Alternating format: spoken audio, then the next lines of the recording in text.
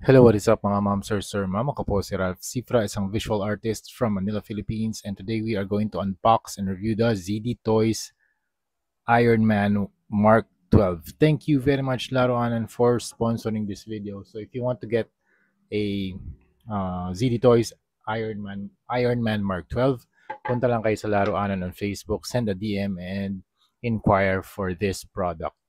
So, start na natin yung review. This is a box art shot of the action figure, Mark 12 sa likod, some tech na or circuits sa background. Dito sa kabilang side, Iron Man 3, Marvel Studios. The shot of the action figure, different poses, accessories, tapos you have the Disney sticker.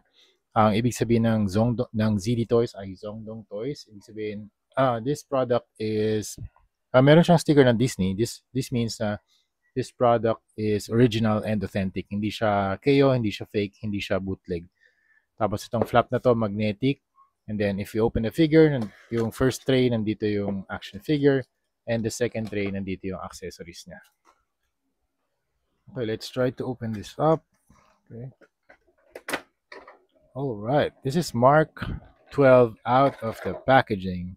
Ganda ng paint job niya. Wait lang, buksan natin yung accessories naman. Alright, so ito yung accessories niya. Meron siyang pole and the base. So meron siyang hexagonal base. Wait lang ah. Tanggalin na nga natin lahat. Okay.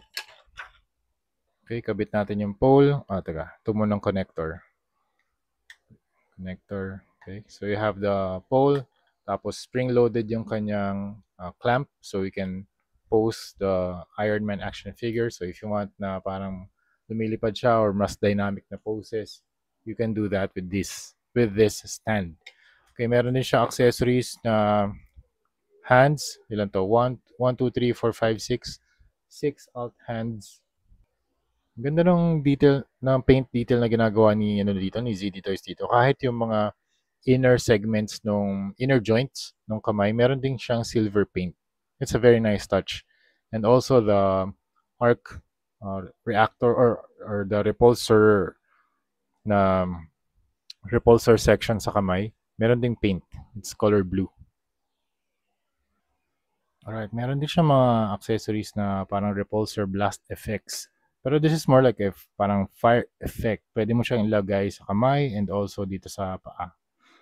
Okay.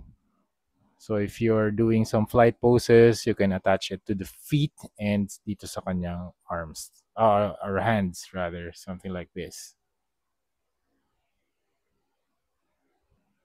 Alright, in terms of paint job, very, very nice paint.